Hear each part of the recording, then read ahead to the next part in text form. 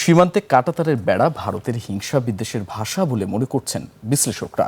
তারা বলছেন, পশ্চিমবঙ্গের নির্বাচনের পর মুসলমানদের নির্যাতন, ঈদে কোরবানির পশুর বয়সসীমা বেঁধে দেয়া, এসব ভারতের ভেতরে ও প্রতিবেশী বাংলাদেশে হিন্দু মুসলিম অস্থিরতার আশঙ্কা তৈরি করছে। পশ্চিমবঙ্গে বর্তমান অস্থিরতায় সীমান্ত হত্যা বেড়ে যেতে পারে বলে মনে করছেন বিশ্লেষকরা। বলছেন, বাংলাদেশকে সামরিক শক্তিমত্তা বাড়ানোর পাশাপাশি ভারতের সঙ্গে কূটনৈতিক সম্পর্ক জোরদার করতে হবে। হাকিম মাহির রিপোর্ট। ঈদ আসবে, সাথে ক্যাশব্যাকও আসবে। নিজের বা প্রিয়জনের জন্য কেনাকাটায় এবারও নগদ পেমেন্টে পাচ্ছেন দারুণ ক্যাশব্যাক। তাই যাই কিনুন, পেমেন্ট করুন নগদে। পশ্চিমবঙ্গের নির্বাচনে বিজেপি সমর্থিত দল ক্ষমতায় আসার পর রাজ্যে শুরু হয়েছে রাজনৈতিক ও ধর্মীয় অস্থিরতা। এরই মধ্যে রাজ্যে মুসলমানদের বহু ব্যবসা প্রতিষ্ঠান, ধর্মীয় উপাসনালয় ভেঙে ফেলা হয়েছে। মুসলমানদের উপর নির্যাতনের এমন চিত্র দেখা গেছে আন্তর্জাতিক গণমাধ্যমগুলোতে। हमारी बॉर्डर बांग्लादेश बॉर्डर को सुरक्षित करने के लिए आसाम ने जो कदम उठाया, वो कदम बंगाल में भी उठाना चाहिए। वो काम काल पहले कैबिनेट से हम लोग शुरू कर दिया। এমনই যখন বাস্তবতা, তখন কুরবানির ঈদ সামনে রেখে কুরবানির পশুর বয়সসীমা বেঁধে দেওয়ার কথা বলছে বিজেপি সরকার। আবার ভারত বাংলাদেশের অবিচ্ছেদ্য সম্পর্ক নষ্ট করতে দুদেশের মাঝে কাঁটাতারে বেড়া দেওয়ার কাজ শুরু করেছেন মুখ্যমন্ত্রী শুভেন্দু অধিকারী।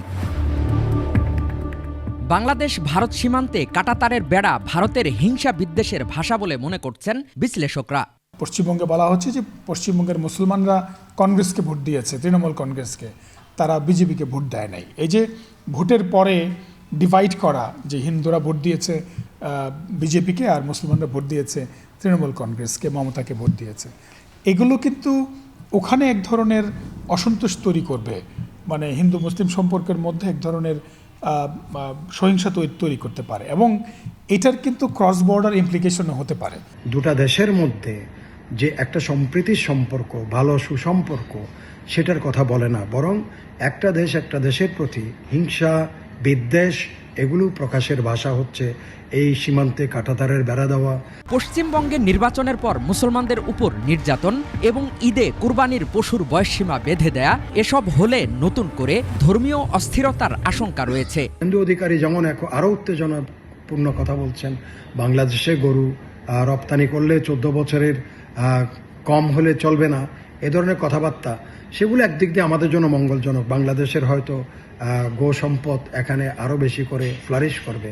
অস্থিরতা তৈরি হতে পারে, হিন্দু মুসলিম সম্পর্কের মধ্যে অস্থিরতা তৈরি হতে পারে, এবং এই অস্থিরতাটাকে যদি কেউ সুযোগ হিসেবে কাজে লাগায়, তখন হয়তো কোনো সাম্প্রদায়িক দাঙ্গা উস্কে যেতে পারে। বিশ্লেষকরা মনে করছেন, দেশের সার্বভৌমত্ব রক্ষায় বাংলাদেশকে সামরিক দিক থেকে শক্তিমত্তা বাড়াতে হবে। হাকিম মাহি, 21 টেলিভিশন, ঢাকা।